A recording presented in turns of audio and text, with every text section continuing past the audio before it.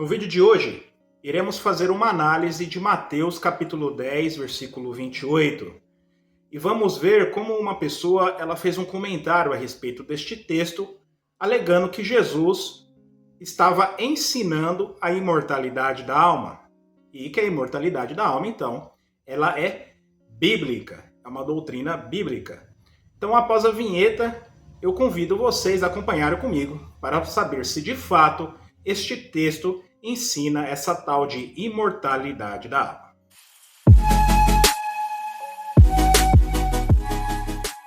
Olá novamente, sejam todos muito bem-vindos ao meu canal Estudo Perspicaz. Para quem não me conhece, meu nome é Denis Silva. Seja muito bem-vindo. Se ainda não é inscrito, considere essa possibilidade de se inscrever, dê o seu like aqui nas informações, para que estas atinjam outras pessoas, e também comente. Quero saber a sua opinião sobre estes e outros assuntos. Conforme eu disse, iremos fazer um comentário a respeito de uma análise que foi feita a respeito de Mateus capítulo 10, versículo 28. Será que Jesus ele ensina uma imortalidade da alma neste texto? Para acompanhar, vamos ver um pequeno trecho de um pastor conhecido como Pastor Martinez. Novamente, assim como outros aqui, não tenho nada contra a pessoa.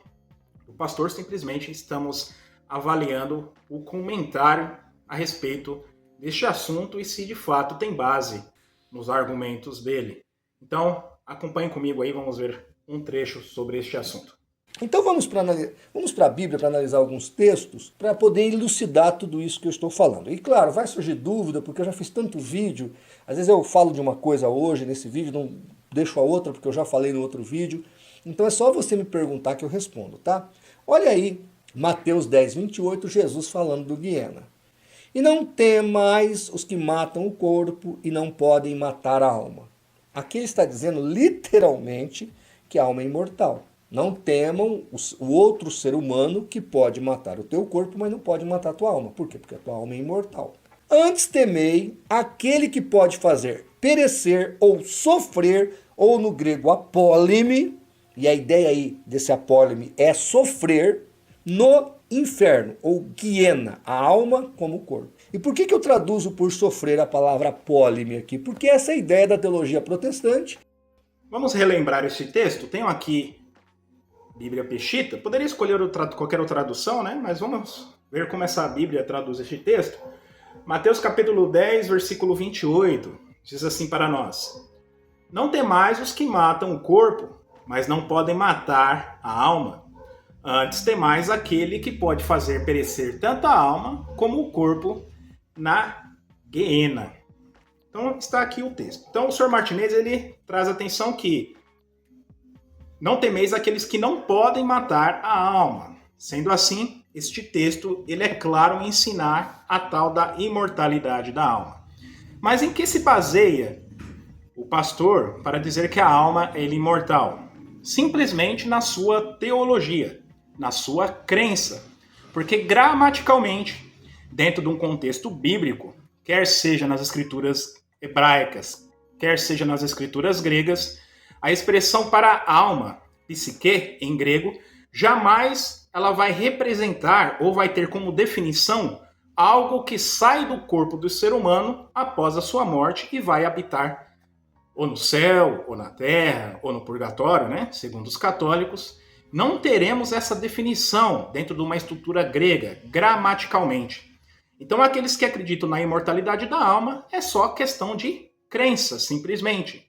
Crença, você pode acreditar em qualquer coisa, mas não encontramos isso dentro de um contexto bíblico, mas fora dele que iremos analisar futuramente. Vamos ver o que gramaticalmente a palavra alma ela pode significar dentro de vários contextos? Acompanhe comigo aí, por favor. Então, conforme irei compartilhar com vocês em suas telas, poderia compartilhar muitos outros dicionários, mas só para entendermos aqui o conceito de alma nas escrituras. Conforme vocês estão vendo aí, temos aí, por exemplo, o dicionário de Thayer, de Strong, de Laulida. Psique, né? Alma, ela é definida como a vida da pessoa, as motivações da pessoa, a mente e a pessoa como um todo. Basicamente, psique, ele significa isso: vida, motivações, mente e a pessoa como um todo. Não iremos encontrar uma definição de algo espiritual que sai fora do corpo físico e vai habitar em algum outro lugar, a não ser em obras extras bíblicas, que iremos abordar mais futuramente. Além desses dicionários, tenho comigo aqui, por exemplo, o dicionário grego-português do Novo Testamento. Vamos ver como ele define a palavra psique, né? Então, o dicionário aqui ele define da seguinte forma: psique, e traduzido como alma, significa vida, coração, ou seja, a motivação, o interior da pessoa, a sua mente, né? E, basicamente, pessoa. A Bíblia usa a expressão alma vivente ou ser vivente. Nada, algo espiritual que sai do corpo após a morte da pessoa. Então, com base puramente na gramática, a expressão psique nada tem a ver com imortalidade da alma. Não iremos encontrar essa definição nas escrituras sagradas, muito pelo contrário. A Bíblia mostra que a alma, ela morre, ela é mortal. Agora vamos fazer uma análise a respeito da palavra apolume, onde o Sr. Martinez trouxe atenção que ele prefere a tradução sofrer. Bem, novamente aqui, ele pode preferir a tradução que ele desejar, mas a palavra ela significar aquilo que ele deseja, aí é uma outra história. Será que apolume ela significa sofrer? Vamos ver algumas obras a respeito disso. Conforme vocês estão vendo em suas telas, também separei alguns dicionários só para podermos ter uma ideia. Apolume, ela é definido como destruir, perder, arruinar ou eliminar. Dicionário de Taylor, destruir, perder, arruinar ou eliminar, e também morrer ou perecer. Launida é definido como causar destruição ou perda de algo, também morrer ou perecer. E o Wein define como destruir, perder ou arruinar. É usado para descrever a destruição ou perda de algo ou alguém. Além disso, se recorrermos novamente aqui à mesma obra, dicionário grego-português do Novo Testamento, com respeito a esta palavra, iremos encontrar então aqui a expressão apolume, que significa basicamente destruir, deixar de obter, perder, estar perdido, perecer, morrer. Então não iremos encontrar a expressão sofrer, conforme então eles asseveram, né?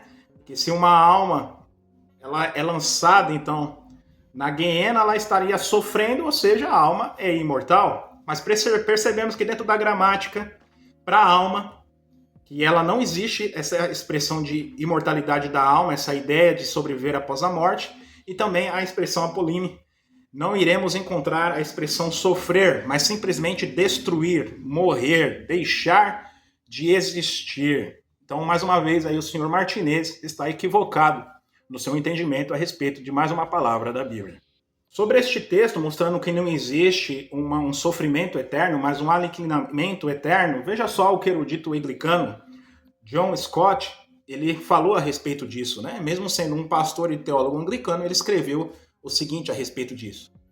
Escritura aponta na direção do aniquilamento, com respeito a Mateus 10, 28, e que o eterno tormento consciente é uma tradição que tem a ceder diante da autoridade suprema da Escritura. Ou seja, essa ideia de uma imortalidade da alma, que ela fica num lugar sofrendo, é meramente dentro de uma doutrina teológica, daquela crença que a pessoa ela acredita, mas que de fato o texto basicamente não ensina isso, mas sim o aniquilamento completo e eterno. Agora, com respeito a trazer atenção que a alma é lançada no inferno, eu nem perderei muito o meu tempo para analisar esta questão, pois é muito basilar. Porque no texto, a palavra inferno simplesmente não existe. Então, as traduções que optaram para usar a palavra inferno ali estão totalmente equivocadas.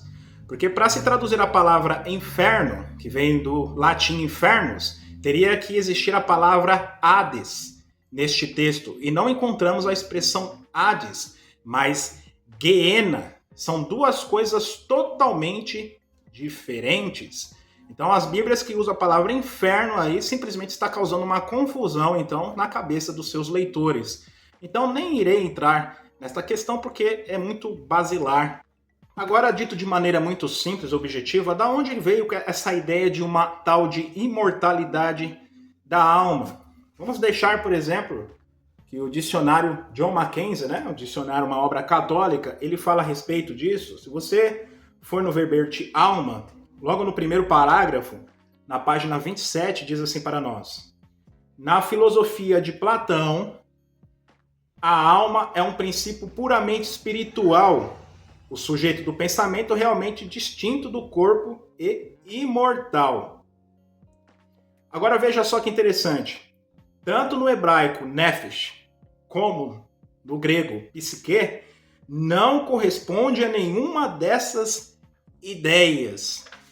E a obra ela traz atenção na página 29, quando fala a respeito, né, de que tem mesmo aqueles que pode matar tanto o corpo como a alma, significa que a pessoa ela pode perder a sua salvação eterna ou a sua vida futura, uma ressurreição, mostrando então que a alma neste texto significa uma vida futura eterna e não que uma alma imortal ela esteja habitando em algum outro lugar, pois simplesmente isso é um conceito platônico, filosófico, trazido então de religiões pagãs para o cristianismo. E só iremos encontrar este conceito de alma imortal dentro do cristianismo a partir então ali do final, no metade do segundo século para frente, no terceiro século, principalmente em obras gnósticas, de cristãos gnósticos. Ali então passou a se introduzir essa tal de imortalidade da alma. E Tertuliano de Cartago, ele também contribuiu para isto, assim como Orígenes de Alexandria. Só iremos encontrar essa tal de imortalidade da alma em religiões pagãs e escritos extras bíblicos. E se mesmo depois então dessa análise uma pessoa ela continuar insistindo neste texto, que ele ensina a imortalidade da alma, tente raciocinar com ela da seguinte forma. Então a pessoa ela vai asseverar que a alma é imortal. Então Deus pode destruí-la? Bem, ele pode, mas não significa que ele vai. Mas se ele pode, então a alma não é imortal, certo? Porque aqui a questão não é se Deus pode ou não destruir a alma. A questão é que o texto supostamente está ensinando que a alma é imortal. Se ela é imortal, ela não pode ser destruída. Mas se ela pode ser destruída, ela não é imortal. Então, simples assim. A imortalidade da alma é simplesmente um ensino confuso, extra-bíblico.